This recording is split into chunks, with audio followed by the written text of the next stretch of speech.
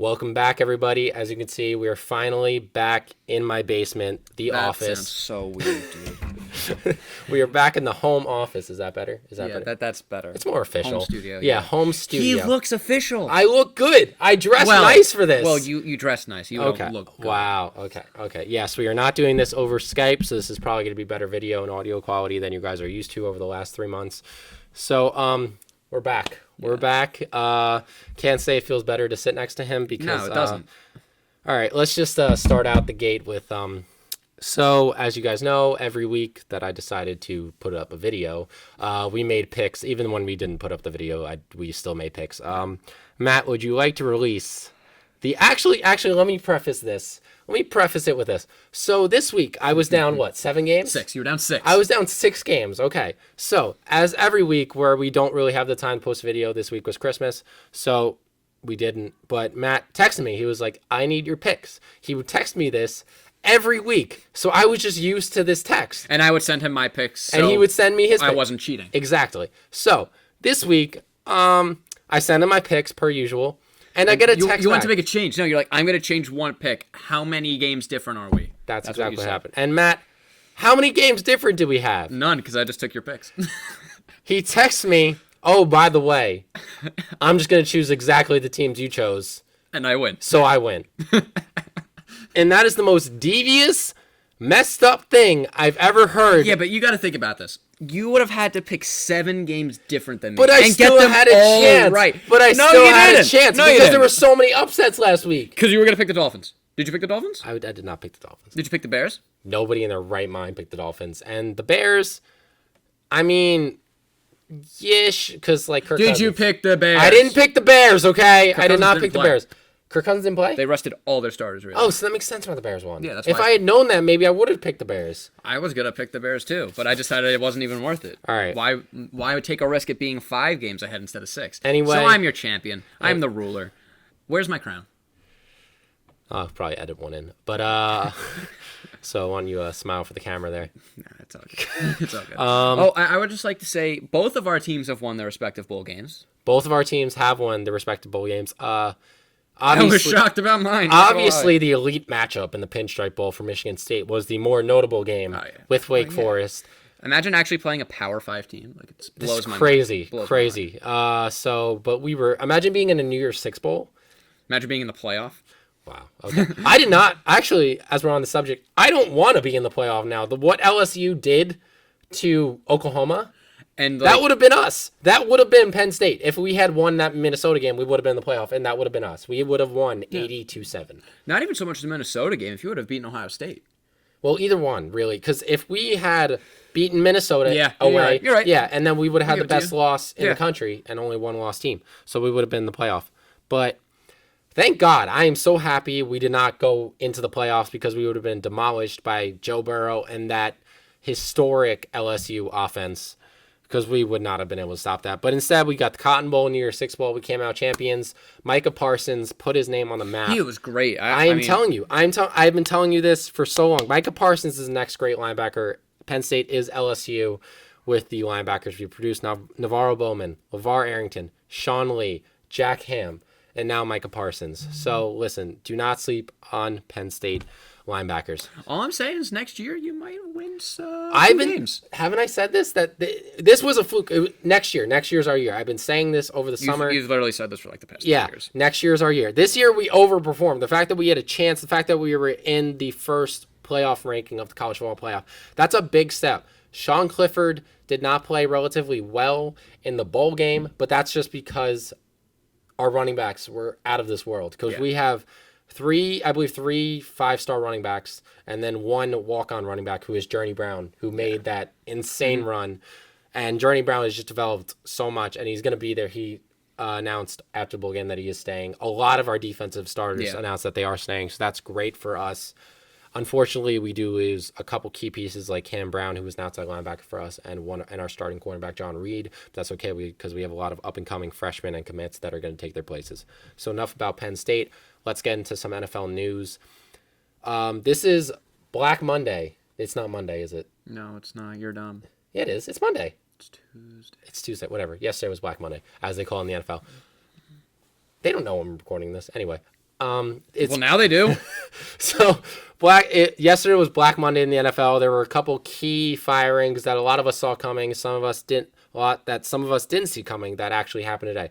So to start off with, the one that we all saw coming was, Bruce Allen of the Redskins, the general manager. He got fired, which we all saw coming for 10 years now. It's delayed, but Redskins finally got it right. Yeah. And then today we finally got the news that they hired Ron Rivera, which I actually think was the best coach on the market right now, aside from any college coaches, the best NFL coach. And I would just, I don't wish ill will upon anyone. Yes. But thank you, Shermer, for getting fired. Yes. Pat Shermer also got fired. Go back to your alma mater and be their offensive coordinator. What is this alma mater? What is this alma mater, dude? Is it Vanderbilt? Dude, it's Michigan State. Oh, okay. My mom went to school with him. Okay, I got confused because his son went to play at Vanderbilt. Yeah, well, it's not his alma mater. Okay, whatever.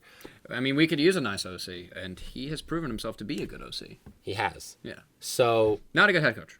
No. Good OC. No. Well, to be fair, he wasn't handed the best team. No, absolutely. Like, it's kind of like a Nick Saban in Miami. Like, he was not handed the best team to work with. You're right. There. So we don't really, I still think nobody's going to. His record as a coach, though, and his 2 stints as a head coach, apparently, I don't know if this is accurate. This is what I heard from Stephen A. Smith. He's a combined 19-46. Okay, so maybe that might be a little telling now on. Yeah. But the other one we all saw coming. Literally, I think it was right after the Browns. It was lost like an that hour. Game. Yeah, an hour after the Browns lost the game to the Bengals. Freddie Kitchens is out. Bye. The kitchen is closed. Yeah. Freddie Kitchens out the door. Now, the more surprising fire that we had this morning, John Dorsey is out as their general manager, which is just crazy to me. I guess they only gave him 2 or 3 seasons. I think it was 2 seasons because he Baker Mayfield, 2 seasons as general manager when he was turning that franchise around in terms of talent. Yeah. They just you made a bad head coaching hire, but it was thought of as a pretty decent head coaching hire at the time. Just forgot he had 2 top 10 running backs. Yes, and once he started using them, Nick Chubb was leading the league in rushing until Derrick Henry had that absolutely insane game this week, even though the Texans rested their starters. But Tannegoat. Just want to say Tannegoat. That's Tannegoat. We'll get into that a little later. But a little surprising Browns, and it is I think they're back to being the Browns. They're back. They're Brownsing it up. And I'm kind of going with the NFL coaching thing. I think any chance Lincoln Riley had of being an NFL coach is gone. Yes. Because 63-28, and that's college. But here's the thing. He can play it off. I think teams are desperate enough because they know who.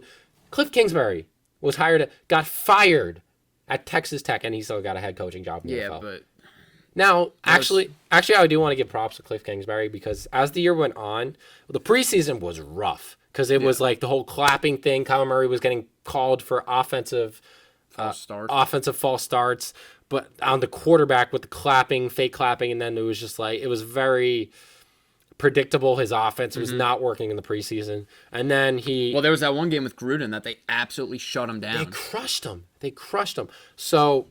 Listen, Cliff Kingsbury, as the year went on, he improved. He took a lot of NFL concepts from NFL coaches, and he really improved his offense. Kyler Murray looked great this year. I don't think he's going to win Offensive Rookie of the Year. I do not think he's going to win Offensive Rookie Josh of the Year. Jacobs? Or A.J. Brown? I think A.J. Brown's got it. I think. Tannegoat. He's not a rookie. No, but it's because of Tannegoat. It is because of Tannegoat. But over the offseason, we're going to Who's the 3 seed? Is it the Patriots? The 3 seed is the Patriots. Is the Tannegoat. Patriots. Tannegoat. That's all I'm saying. I told my sister that, who's actually a Tennessee Titans fan. That's all I'm saying is Tannegoat. But, Tannegoat has a chance. He has a chance there. I think he's got a great chance. He leads the AFC in QBR. That's great. I think he leads the NFL in QBR. He probably does. I know the top 3 are him, Russell Wilson, and that man that's robbing the Minnesota Vikings. Well, you know the man that's robbing the Vikings is ahead of Russell Wilson, correct? In what, QBR? Yeah. Well, if you just take away... Well, that's because... does he have... He's a really good running game. He didn't he didn't have a bunch of injuries. Dude, you're screwed. We're not going to... Eagles? Just saying? No, we're going to beat the Eagles. You'll beat the Eagles. We're going to beat the Eagles. I was really hoping you'd win against the 49ers, because then the Vikings could have beaten you. I feel like this is a rant. You know what? I'm going to rant right now. Here we go. Okay, I'll sit Alberto Riveron. How do you not review that play? What, NFL, you implemented this pass interference review for this exact moment. And not only did the Seahawks get screwed, The Saints got screwed again. And the Vikings did too. And the Vikings did. So many, that one play. You just admitted that the Seahawks aren't as good as a team as the 49ers because the Vikings got screwed, which means they're going to have a harder game against the Saints. No, I know. But, okay. No, but I would argue that we had a chance to win that game. So You were this close. Yeah, we were that close to winning that game. But, yeah. And I'm going to get into the delay of game in a little bit. But, first of all, that pass interference, that's ridiculous. The whole reason that Alberto Riveron is so stubborn in his ways that he trusts what his refs are saying on the field. The reason we made this rule, the reason the NFL implemented this review of pass interference is so that that whatever happened to the Saints last year would not happen again. This game was as important as any game the entire season because the playoff implications it had, not only for the Seahawks and 49ers, but for the Saints and for the Vikings. Basically every NFC playoff team. It's ridiculous. There was no time restraint in that game. It's not like there was a game after it. You guys had to get the game going. Just take a couple extra seconds, review the play, and you would clearly see that Jacob Hollister was held. It's so clear. It's clear as that. The guy on the broadcast, the NFL, the past ref on the broadcast, whoever it was. Gene Steratore? Gene Steratore. No, he's CBS, isn't he? No. It wasn't Gene Steratore. It was either Mike Pereira. Mike Pereira does Fox. I don't know who it was. But anyway, one of the former NFL refs that the networks hires, he literally said it was not. Usually they'll be like, it could go either way. A second after the play, he's like, oh yeah, that was pass interference. I would have definitely called that. Just look at it. They said, apparently there was reports that they did review it. Oh, they looked at the replay of it and they just decided, no, we're not going to review it. It's fine. Keep the game going. Like, no, I apologize. I just hit the table. But just review it. Like, everything is on the line. The Saints got screwed again because of a non-pass interference call. All right. The Packers they had a chance at the 1 seed. Home field throughout the entire playoffs. That's gone. The Seahawks got a chance at the 3 seed. That's gone. Unfortunately. But, like, it's ridiculous. Like, the amount of playoff implications that one play had is ridiculous, and it should have been reviewed. And Alberto Riveron, if you are not... The NFL has come out and said they're going to seriously look at the NFL officiating crew in the offseason. I don't know what that means. I don't know if there's going to be some firings. But nevertheless, there needs to be changes in the refereeing and officiating of these games. Because there have been so many games this season. It got to the point where NFL coaches would not even try to challenge pass interference calls. Because they just knew it wasn't going to get overturned. They would turn to the audience would be booing because everybody sees the pass interference call. And the coaches would turn to them and be like, I agree with you guys, but it's not going to be overturned. It's not. And they were just they knew. They were just wasting a timeout, a critical timeout. So, NFL, get your you-know-what together and start looking at this officiating because it's ridiculous, okay? You can't have stubborn referees like this making the calls. He's the man that ultimately decides what's going to happen, Alberto Riveron in New York. And it's ridiculous that he didn't have the gall to actually review the play. Oh, I so like how you didn't say what you wanted to say. I know, because I'm getting better. I'm getting better with my... Are you done? Verbiage. Yes, that's my rant. Okay, because we were talking about playoffs, and so what do you think? Who do you think's going to the dance? This a lot like the NBA, how the NBA season is playing out this year. This is the first NFL season where I think there's actually parity because of the Patriots dynasty. It's if it wasn't clear that it was over. Well, I do believe besides the Eagles, I think any team could go to the Super Bowl in the NFC. Any of the NFC teams. You got the Packers, you got the Saints, you got the Seahawks, you got not the Eagles, but you got the 49ers, all right? And then you got who was that 6 seed? The Vikings. And then you got the Vikings. I mean, none of the games are Monday night. No. So they actually have a good chance. Kirk's, but it is prime time. Beat the Cowboys Sunday Night Football. Okay, that's the Cowboys. It's still prime time though. Okay, whatever. And they were 500. All right. Well, we'll see. We'll cross that bridge when we get to it. But it's really there's a lot of parity in the AFC. You got a couple front runners with the no pun intended, but you got a couple front runners with the Baltimore Ravens and the Kansas City Chiefs, who are the... I would throw Titans up there. I would really throw the Titans. The Titans are one of the hottest teams in the NFL right now. Yeah. And that's what the playoffs is about. The Eagles 2 years ago. Like, if we're going to be honest, I don't see how anyone... Again, it's like another year. Yeah. Another year goes by. And again, I'm saying I don't see how anyone can beat the Saints. And we've seen how that's happened in the last few years. Yeah. They're going to get I mean, but it's been, what was it? It was the divisional round they got screwed. Then it was the conference. Then it was NFC Championship they got screwed. Minneapolis Miracle. Yes, but then it was the NFC Championship game that they got screwed. We went over this in the offseason. Now, will the Super Bowl that will the Vikings, give them another thing again this week? Probably not. But it's not gonna happen. Wishful thinking. But I was not mad that we lost that game because of the seeding, how it played out. Because now we get to play. Now you have a free win. We have a free win against the Eagles. I don't want to say that because the Eagles have actually been playing pretty well. And then you'll probably end up playing who? The Packers?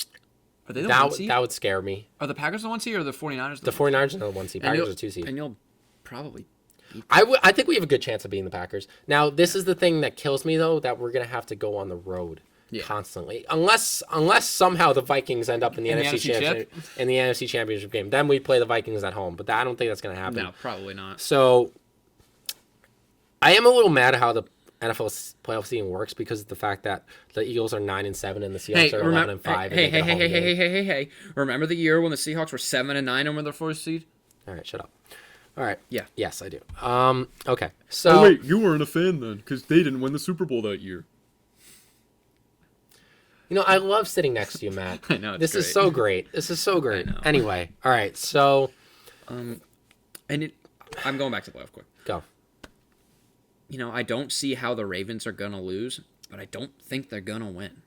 Who are the two teams? They went 14-2 this year, right? Yeah, they lost to the Chiefs early, and they had a fluke loss to the Browns. Yeah, it wasn't a fruit. They got pretty crushed in that game. It was at home. Yeah, but then they won 12 straight. Yeah, that was crazy. But, like everyone on the team has the flu right now. Yes. And granted, they have the week off, but I really do think they're going to play Tannegoat. Yeah, and that's scary because Tannegoat might be flashing some jewelry at the end of the game. Yeah, listen, it always comes down to who's the hottest team in the NFL at that time, and then the Saints were the hottest team in the NFL last year, and they would have. And they got robbed. They would have gone to the Super Bowl. Probably would have beat the Patriots too. They definitely would have beat the Patriots, and that was definitely the game we were supposed to get. No, the game we were all supposed to get and all wanted to get was a rematch of Rams Chiefs. That was what we wanted. That's true. But the way the Rams played was absolutely atrocious. Yeah, that was because McVay was conservative for the first time in his life. I know, because he was scared, but you got a Doug Peterson in. You just got to go for everything, like he did in the Super Bowl. But listen, it's always throughout the past couple of years, it's always been the hottest team goes to the playoff, goes to the Super Bowl. The Atlanta Falcons when they went, they were the hottest team in the NFL, right? The Eagles when they went, Nick Foles had them steaming. They had just rolled over the Vikings in the NFC Championship game to get to that Super Bowl. So it's always the hottest team gets there. When the Giants went, They were what? 9-7? The one year they were 10-6, the other year they were 9-7. Yeah, so when they went, and then they had played that Week 17 game against the undefeated Patriots, and then they went, wild card team, went all the way to Super Bowl, won it. That was I don't know if that was the 9-7 year or 10-6 year, but either way. Either way, they beat the Patriots. Either way, they beat the undefeated Patriots. Well, not the second time. Not the second time, but they did beat the Patriots. Yeah, undefeated Patriots. That's great. So, yeah, and were we talking about coaching? Have you heard, we were talking about coaching, and I'm glad you said that, because apparently there's rumblings, again, for the second straight year, that Belichick would consider going to the Giants. No. It's not going to happen. What? He's going to retire as a Patriots head coach. That's what's going to happen. Well, apparently, like, all the Giants, like, organization events that they invite all the former Giants people, he goes to every single one of them. Yeah. He loves the Giants. He does love the Giants, but then... Please come to the Did Giants. not love the Jets. Well, did not love the Jets. I can say that. Honestly, that's one of the reasons he's my favorite coach. Like, I love him just for that. He wrote his resignation letter on a bar napkin. What a savage. That's a savage move right there. But all right. So coaching, yes. Freddie Kitchens is out. John Dorsey is out. That's what we started. Matt Rule maybe to the Giants. Has Garrett been fired yet? Garrett has not been fired yet. He's gonna resign Garrett. But I think he'll be fired once Jerry has a locked-in head coach. Yeah. And I think it'll either be Lincoln Riley or Lincoln Riley. Like, that's the only guy I think he's going after. Like, he's not going to hire Mike McCarthy or anything like that. He wants Lincoln Riley. Or Sean Payton, but he's not getting Sean Payton. So I think that the Giants are probably going to get Matt Rule. Yeah, that would be great. Yeah. Matt Rule also just declined visiting the Browns. Speaking of the Browns, do you know that apparently the Browns have interest in trading for Zimmer? I believe I heard that. Trading for Zimmer? I believe I heard that. Honestly, that would not be the I don't remember move. if it was them or it may have even been the Cowboys. I see that because Zimmer was a Cowboys coach. Yeah, it may have been the Cowboys, I read. Yeah, Jerry does love Mike. Yes, I think it was the Cowboys because the Browns have interest in Stefanski. Yeah, the last time an NFL head coach was traded. Was Harbaugh? Nope. It wasn't? Nope. Harbaugh was going to be traded. Harbaugh was going to be traded. It was John Gruden from the Raiders to the Tampa Bay Buccaneers. And that worked out for them. They went on to win the Super Bowl that year and then not really do much after that. But they went to the Bluebonnet Bowl after. They did go to the Bluebonnet Bowl after, of course. But listen, a lot of crazy things can happen. And the Browns, at this point, you haven't found your head coach. Honestly, give up a first-round pick for a head coach. Like, just do it. You have enough talent that What's their pick? They're 6-10, so they're either right in the end of the top 10 or right towards. At that point, you might. They're somewhere in the 10 through 14 range. Trade it to the Vikings. No. For a janitor. No. Okay. So yeah, but a lot of coaching things. So Jason Garrett, we're predicting, is going to be fired in the next couple of days. After he might even be fired by the time this podcast comes out. But Doug Marrone, actually, Tom Coughlin's out. Yep. Tom Coughlin is out. Doug Marrone is back. Didn't they tell him he was going to be fired? Yes, but they figured they'd give him a chance to prove himself not under tutelage of Tom Coughlin. So they're going to give him a free year. It's like when, I'm going to make a basketball reference here. It's when Phil Jackson got fired and they gave Jeff Hornacek another year because they just wanted to see how he would do under that dictator's leadership, under the absence of that dictator. So anyway, that's really it for the coaching at this point. Matt Rule, I think I'm actually going to predict that Matt Rule will be the next head coach of the New York Giants. That's what I've been reading. I'm reading that it's mutual interest. I just want Gettleman gone. Gettleman. Maybe John Dorsey. Maybe you guys pick up John Dorsey. Maybe we could get literally anyone competent. True. I'd take it. Listen, Seahawks got John Schneider and Pete Carroll. So we're good. Maybe we could trade for John Schneider. Trade for Marshawn Lynch. I would rather him than Gettleman. Oh my God. At least I'd get free Skittles. All right. But yeah, there's one more thing I want to address before we get to second take. The NFL All-Time 100 team came out. Yeah. The quarterbacks and the wide receivers. I want to think about that. Yeah. So Matt, no one else really matters. Yeah, not really. So Matt, you had something to say about the wide receivers that were chosen for this list. Yeah. So why don't you tell us about starters, thank you for picking Don Hudson. It just makes my life. If any of you don't remember, we did. Nobody remembers. Nobody was alive back then. No, that's not what I'm talking about. We did our top 5 wide receivers of all time, and I said Don Hudson at number 3, and Jake kind of wanted to kill me again. Don Hudson. But Don Hudson, the inventor of the route, the Jerry Rice before Jerry Rice. Oh, yeah, stop it. That's what he was. That's what he was. Stop it. That's what he was. So I put Don Hudson, and Jake's like, who's this guy? He's trash. And then now he's on the NFL 100 team, which honestly doesn't prove anything to me. It doesn't. Because they don't have Calvin Johnson, who was probably the greatest physical wide receiver of all time, like in terms of raw athleticism. He was the greatest receiver of this decade. Absolutely. Yeah. But that doesn't necessarily. He should have been on the list. Yeah. T.O., I know why they probably didn't put him that on the one list. was ridiculous. T.O. is like pretty consensus the third best receiver of all time. Besides Don Hudson. Shut up. But T.O. was literally like that one. The Hall of Fame thing was a little iffy. Like he got in his third year, whatever. Okay, he finally got in. Not putting him on the all-time top 100 team. Are you kidding me? Did Marvin Harrison make it? Marvin Harrison, I think, did make it. Yeah. I mean, Marvin Harrison was probably the most consistent receiver. It was like 10,000 yard seasons in a row. Yeah. So like you can argue. Now everybody's gonna be like, well, who do you take off if you? I could pull up the list. Yeah, pull up the list because it's. I'm gonna talk. While you pull up the list, I'm gonna talk about quarterbacks. Where's Drew Brees? Where is Drew Brees? All right, Saints fans, I understand you've had a terrible couple years. These years, you got slandered out of the Super Bowl, right? Drew Brees gets no respect on the top 100 players of all time. Are you freaking kidding me? No.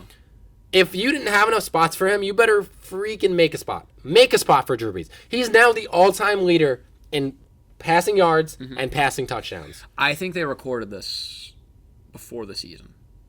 I don't think so. What, you think Belichick's flying in a studio every week?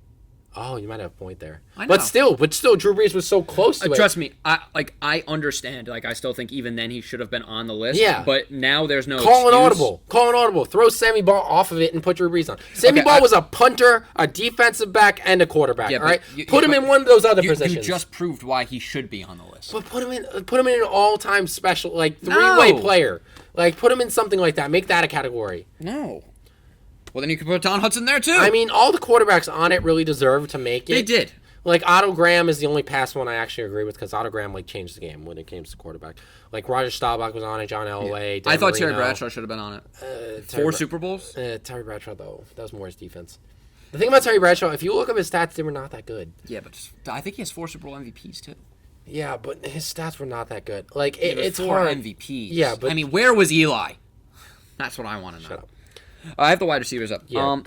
To be honest, I have not heard of Raymond Berry, Elroy Hirsch, or Paul Warfield. Raymond Berry I've heard of, and Paul Warfield I've kind of heard of. So... Whoever the other guy was, I have Roy no Hirsch? idea. Roy Hirsch, I have no idea who that is. Yeah, we could probably gotten rid of him. Take one of... T.O. was not in your all-time... All right, like, that's ridiculous. Yeah. That's ridiculous. And Calvin Johnson... Like, I get Calvin because he didn't play that long. But Barry Sanders didn't play that long. He was on it. Yeah, Barry Sanders. Calvin Johnson is Calvin Johnson. Yeah, but Calvin Johnson. I'm not disagreeing with you, but I wouldn't compare Calvin Johnson to wide receivers to Barry Sanders and running backs. I would.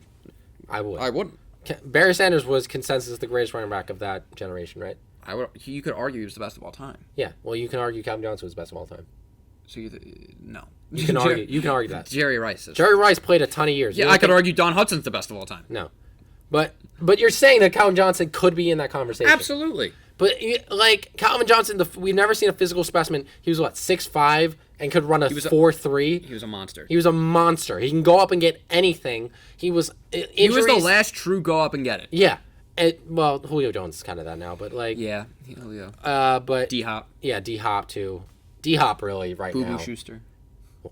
Have a better season, then we'll talk. But get a better quarterback, Steelers, then we'll talk. That was referencing AB's tweet. Oh, really? You know, he went at him again. Maybe I know Saints. They said, they quote, everything they threw at him. He caught. They're not going to sign him unless he gets cleared. Ironically, he did not catch that domestic violence accusation. Moving on. Yeah. Just saying, he dodged that one. Well, I'm just saying. Yeah, just thought I'd make that joke. But, all right. So, let's get on to second take. And we are recording this on New Year's Eve, so it would be wrong not to look back and just think about, this was one of the greatest sports decades of all time. The moments we've had, the moments we've gone through in terms of football, not just football, other sports. I mean, the Knicks still stink. The Knicks still stink. That will continue forever. I just accepted that as a Knicks fan. But oh wait, you're not a Bucks fan?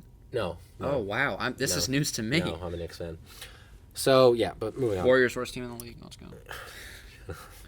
All right, we've had a ton of moments. The Chicago Cubs, they ended their World Series drought, right? The Cavs coming back from 3-1 and finally win their first. That was one of the greatest moments of the generation. I have to admit that was pretty sick. Yeah, that was pretty even insane. Watching that game and being like they lost. Yeah, it was still sick. Just in terms of all sports, Usain Bolt's insane records in the Olympics. Like there's just so many sports. Roger Federer to bring in tennis, Matt. He had a horrible decade. You're welcome. He had a horrible decade. He had a horrible decade? Whatever. Well, I don't pay attention. It was weird for Roger Federer because at the beginning of the decade, he was kind of slow, and then he got hurt. He like busted both of his knees giving his kids a bath. And then he came back, and he won like 3 tournaments in a year. And everyone was like, what? And then he kind of died down again. So there you go. Serena Williams, I know, had a good decade, so how about her? Yeah. If you're going to go for men's tennis, I'd give it to Djokovic or Nadal.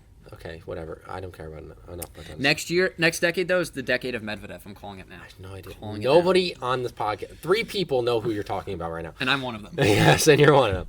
So, but yeah, the countless sports moments that we've had. So we've decided to focus on college and NFL football, and we're going to go back and look at the top 10 most iconic football moments of the 2010s. So, well, I would like to start by just saying what's iconic to me might not be iconic to Jake. Like, the Malcolm Butler interception was probably one of the greatest plays of all time, just for pure enjoyment for me. That may or may not be in my top 10, because I was unbiased in this picking. Yeah. I was unbiased in selection. I didn't do mine in order. I kind of just did it in the order in which I thought of them. Yes. So we're going to go from 10 down, right? Okay, there's one in there that's really... What?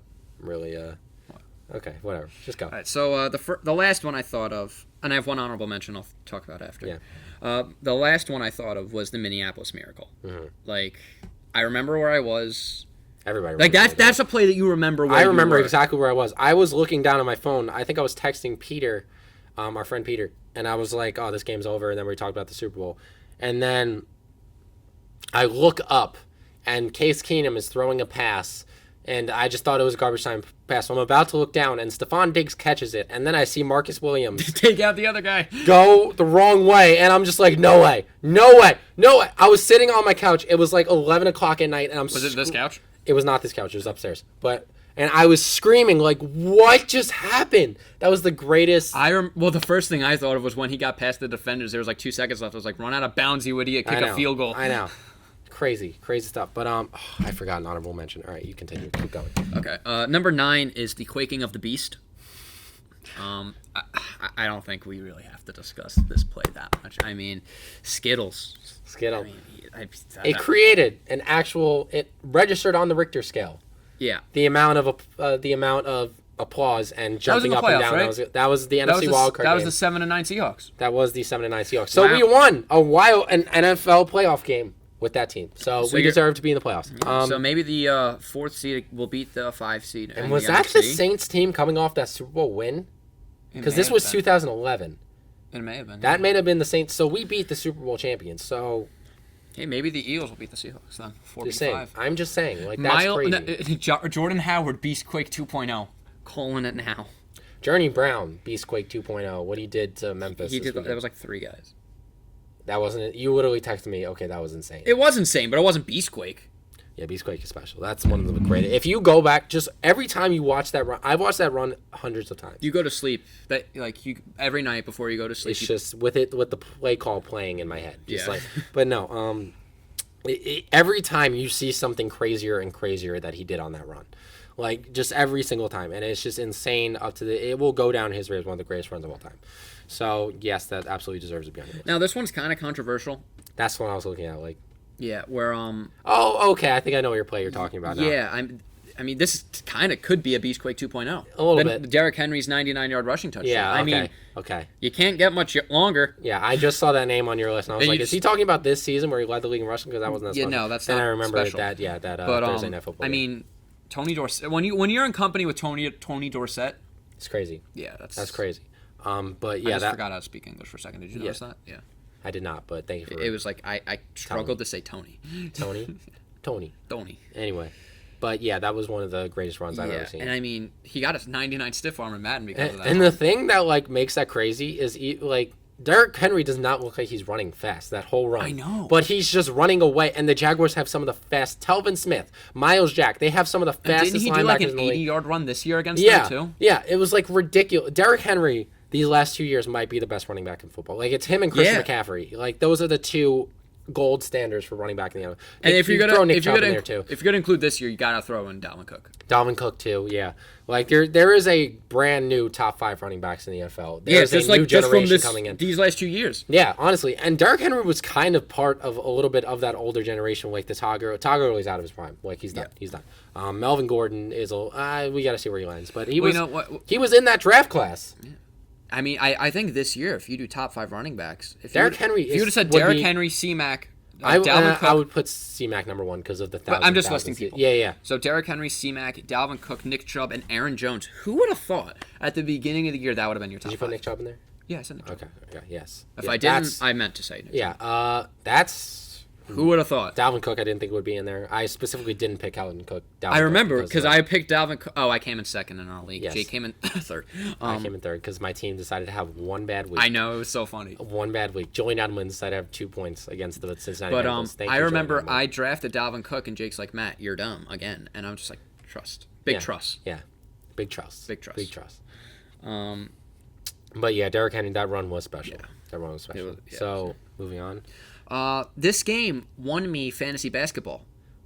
This is ridiculous. We don't do fantasy basketball anymore, but it's it did at the time. Yes, it's 2 times. At the halftime of the Falcons and Patriots Super Bowl game, my friend texted me, if the Patriots come back, I will give you Russell Westbrook. Mind you, I already had James Harden and DeMarcus Cousins. This was Russell Westbrook's MVP season, by the way. Yes. Guess who won the game? The Patriots. The 28-3 game. That is just... That will go down as one of the greatest Super Bowls of all time. Oh, absolutely. It was the only one to go into overtime, correct? Yeah. Yeah, it was the only one to ever go into overtime.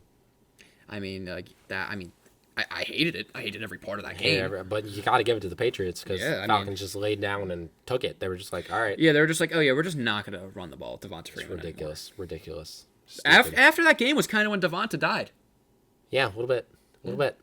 So listen, the Falcons have not. I mean, they ended the season well. I mean, they came back. They had when Dan Quinn switched offensive and defensive coaches and just like flipped them. Yeah. So it was. Did he flip them? That's what I heard. I don't know if that's true. It's not a lot of defensive coaches can just go to offense. Yeah, I don't know if that's true, but that's just what I heard. I wouldn't. Yeah. But I mean, Dan Quinn is also another one that was kind of on the hot seat, but he finished the season well, so they're they finished really well. 7-9, I think they started. So they started 1-7, and they finished 7-9. So that's really good. Yeah, because they were not a team like you looked at that 1-6. They were like, this is the best 1-7 team ever, probably. I remember I said they were in my playoff run. I said the Falcons are the most underrated team. Yeah. In football, and then Joe Burrow threw as many touchdowns in that stadium as Matt Ryan did. So. There you go. Yeah. But yeah, Keanu Neal got injured again. They were just having a terrible year. Devonta Freeman bad again. Yeah, they were just having a ton of injuries. It wasn't good. But they finished the year good. So anyway, 28-3. That'll forever stay in the Atlanta number Falcons. 6. Oh, my heart. Oh, this is a great play. Wow. Say it. Just do it. Russell Wilson decides on the 1 yard line. Russell Wilson didn't decide. Russell Wilson did not decide this. He's going to throw a quick Darrell Bevell decided this. Not only was he going to throw a quick slant, he was going to throw it behind the receiver. Was he behind or he was in front. It was a perfect pass. Obviously not. It got intercepted by who? Malcolm Butler. If it was a perfect pass, it wouldn't have been picked. Malcolm Butler's interception is my 6th play of the most iconic play of the decade. Not in any order in particular. Moving on. You just want me to move on from that? Move on from it. Now, this one, again, could be controversial, but it was a great catch. I don't even know if it was. I know the Mario Manningham catch, Super Bowl 46. Maybe Eli's greatest throw of his career.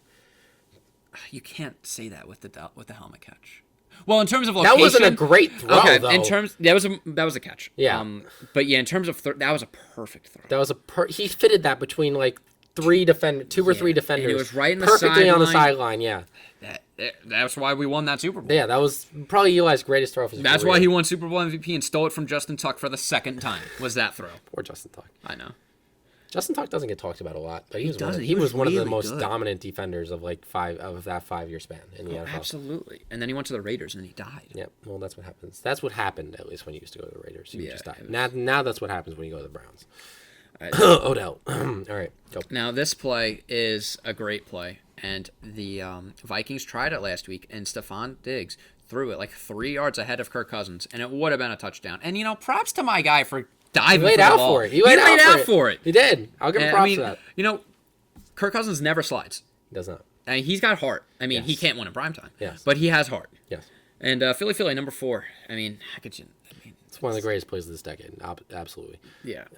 But yeah, so undisputedly, it's one of the greatest plays of this decade. Yeah, absolutely. So yeah, and then there's just the amount of people that have copied that play ever since that Super Bowl. It's ridiculous. Like Memphis ran it against us. It's in everyone's playbook. It's in everybody's playbook now. I mean, it's been ran so many times. Vikings ran it last week. Yeah, I think Penn State actually ran it sometime this season. I think the Browns ran it with Baker Mayfield. I don't know if this is true, but I think Lewerke caught one this year. Maybe. The amount of times it's been ran is ridiculous. So just because of that one play call in the Super Bowl, that's iconic. Number 3, the greatest catch of all time, if you ask me, the OBJ catch. I mean, it's just the greatest catch of all time. I mean, pass interfered, 3 fingers. Julian Edelman's kind of up there with that. Not even close. Matt. Nope. Let me have this. Just like that close off the ground. All right, go. Let me have this. OBJ number 3. Yes. Okay, now number 2 is purely for me. I don't even know if you know what that says. Oh my God! I know what you're talking about now. This actually might have made mine. It probably should have. This might have made mine if I would have thought about it. The words to this play. This was when Michigan had trouble with the snap against Michigan State. There was 9 seconds left. It was 23-21, I believe. Mm-hmm. And I was sitting on my phone. And for some reason, I was like, there's 9 seconds left, but we're going to win this game. Mm-hmm. And I had trouble with the snap. Then the ball was free. Picked up by Michigan State's Jalen Watts-Jackson, and he scores on the last play of the voice crack game. Unbelievable. He popped his hip out on that play. And everyone dove on him. And he was just like, ow. he needed surgery, I'm pretty sure. Jesus but Christ. that was probably one of the best college plays of the decade. Absolutely. Besides my number 1. Absolutely. Undisputed, if you ask me, but Jake's stupid. The kick 6. Yeah, that Iron Bowl was ridiculous. Yeah. And what's his name? I know his name. It's like anyway, I don't remember it. The kick 6. that was that arguably the greatest sports moment I of the watched decade. that play and was like, my God, I didn't follow football at that time. Well, the thing that made it so good was Saban argued for that 1 second. Yeah. Just like he argued for that 1 second against who was he playing against? He was playing against Auburn. Oh yeah, Auburn. this Iron Bowl. Yeah, Saban, you gotta stop arguing for those 1 just seconds. let it happen. They're not going. Just in your let it favor. happen, yeah. my guy. Just let it happen, dude. Yeah. So those are my honorable mention. Double doink. Oh, that's a great honor. Double doink. The amount of ones I'm missing, but yeah, that's a pretty good list. And Penn State doesn't make the playoff over Ohio State. And now it's Jake's turn. I hate you. I hate you so much. All right, I'm going to start out. I did actually put mine in a ranking form. I have 5 honorable mentions that I want to get to before I give my list. So, first honorable Trouble mention. with the snap should be on there. It should be, but I'm not. You said it, so I'm not going to put it on mine. Okay. First honorable mention that you did not have, our Lord and Savior, Tim Tebow. That's a little blasphemous. Tim Tebow. I love Timmy as much as the next guy, but Tim Tebow's throw to Demaryius Thomas for that 80-yard touchdown in that wild card game against the Pittsburgh Steelers in 2011. Tim Tebow has a playoff win, people. yeah. That throw will go down in history because nobody knows how he it has- happened. Because Tim Tebow should not have a playoff win. Like, there are so many. Kirk Cousins does not have a playoff win. No. I am well aware of that. Yeah, Kirk Cousins does not have a playoff And he win. won't have one after this week either. Andy Dalton, who was he was in there like 4 or 5 times. Yeah, Andy Dalton was in the playoffs. Andy Dalton was a good quarterback for a lot of his career. Yeah. Does not have a playoff win. There are so many Does quarterbacks. Andrew Luck have a playoff? Andrew Luck does have playoff wins. There are so many quarterbacks that do not have playoff wins. And Speaking of Tim Tebow does. I thought of another cool honorable mention. Yeah. Jameis Winston, 30-30. Jameis Winston 30-30. That will go The down. greatest worst season of all time. Like, I was trying to explain this to my mom because my mom doesn't know a lot about football. I was like, so he did one of the hardest things in football to do, which is throw over 5,000 yards in a season and throw more than 30 touchdowns. That is so hard to do. And my mom was like, wow. And I was like, but he also threw 30 interceptions, which is historically the worst thing you could ever do. And she was like, wait, so was it good or bad? And I was Like, we don't know. Exactly. We don't know because it was that paradoxical of a season. And yeah, but this is my list. Why are you interrupting me? Why are you interrupting? Maybe speed it up. All right. Second honorable mention, Peyton Manning's 2013 season, 55 touchdowns, over 5,000 yards throwing. Went to the Super Bowl where he was dominated completely by my Seahawks. You're welcome. Because you own them. I do own them, actually. I'm part of the ownership group. I didn't know that. Okay. Okay. I'm Paul Allen's third cousin, once removed, if you didn't know that. But yeah. Peyton Manning's 2013 season, he was coming off of that whole thing with his surgery, his neck surgery. Colts had just released him. It was a great season, one of the greatest seasons of all time. Calvin Johnson's 2012 season embraced the single season record for receiving yards. He had the great moment with his dad where he handed the ball to his dad when he finally did it. One of the greatest, probably the greatest wide receiver season of all time. It was just that good. People will say Michael Thomas's season this year where he broke this record for most receptions in the season, but that season was just so dominant by one of the most dominant players of this decade, and it's crazy. And then another one that a lot of people forgot about, the lights going out in Super Bowl 47. Yeah. That was just because that's like the most crazy thing to like. Harbaugh cheating. No. Which one? You're right. Which You're one? right. But yeah, the fact, the things that were going on in that Super Bowl, it was Ray Lewis's last game. It was Harbaugh versus Harbaugh, and then Beyonce, one of the greatest halftime shows ever, and then the lights just go out. It was crazy. Joe Flacco's mic'd up moment being like, why is the clock stopped? We'll go down in history. And then that whole, because it was during one of the worst it was a really bad weather. I remember this. We were at Ray's house, my stepdad's house, and we were freaking out because we weren't going to be able to get home to see the end of the game. And then we were driving home and he had the broadcast on and he's like, oh, the lights they're not playing the game. The lights went out. And then we were like, oh, we're going to get home to actually be able to watch this. So I'll remember where I was. It was at out that for like moment. a half hour. Yeah, it was 45 out minutes. for a long time, and it gave us enough time to get home and It also actually continue the game. It gave time for all the momentum to stop. Yeah, exactly. Because the 49ers were actually crawling back in that game, and then the Ravens took it back. So that was kind of just like, when you think about this decade, that's one of the most iconic Super Bowl moments ever. And then the Bills ending the longest playoff drought the longest active playoff drought in the NFL when they went to the playoffs with Tyrod Taylor, and they had that awful game against the Jaguars where it was just the most boring playoff game ever. But yeah. So now moving on to my top 10 A list. lot of these are going to be repeats. Yeah. So number 10, I'm going to go with something you didn't. Actually, I think all of my college things you did not have except one. The kick So, six. yes. The creation of the college football playoff in 2013-2014. It was a little controversial, but it is one of the most iconic because it changed the way we play college football today. Like, it changed how college football will be played in the future. Eventually, I don't care what they say, there will be an 18 playoff in the future. It's just going to happen. So, and it's ended, for the most part, the claimed national title BS that any team could claim a national championship. Well, even though UCF did it after it happened, but whatever. That was just more of a joke, but they actually made it serious. But it gives a for sure undisputed national champion, and it was a very iconic moment in college football history. So, number 9, Beastquake, obviously. It would have been higher up on my list if it could, but there's just been so many great moments. But yeah, I'm a Seahawks fan. Everybody knows what that moment means to me. But number 8, I'm going to put the Odell catch, possibly the greatest catch of all time. It was just the most... Odell's shot onto the scene after that, and it has made him a superstar. And then he started to fight a kicking net. Yeah. I almost put that on. And proposed to a kicking net. I almost put that on. Odell's relationship the kicking with net romance. Yeah. But yeah, Odell has just become one of the most iconic sports figures of this generation because of that one catch. That's what brought him onto the scene. But that catch will go into history as one of the greatest catches of all time. Yeah. Number 7, you actually did not have this. The first college football playoff, Ohio State's playoff run. Because people need to remember, all right, Braxton Miller was dominating. He was Big Ten Player of the Year, I believe. Yeah. Something like that, quarterback of the year. And he was dominating the Big Ten that year. And then he goes down. He got hurt every year. Yeah, he goes down, right? JT Barrett comes in. This young player. JT Barrett was young at this time. Yeah. Crazy to think of. JT Barrett comes in, right? This newbie, backup quarterback. Lighten it up. Lights it up.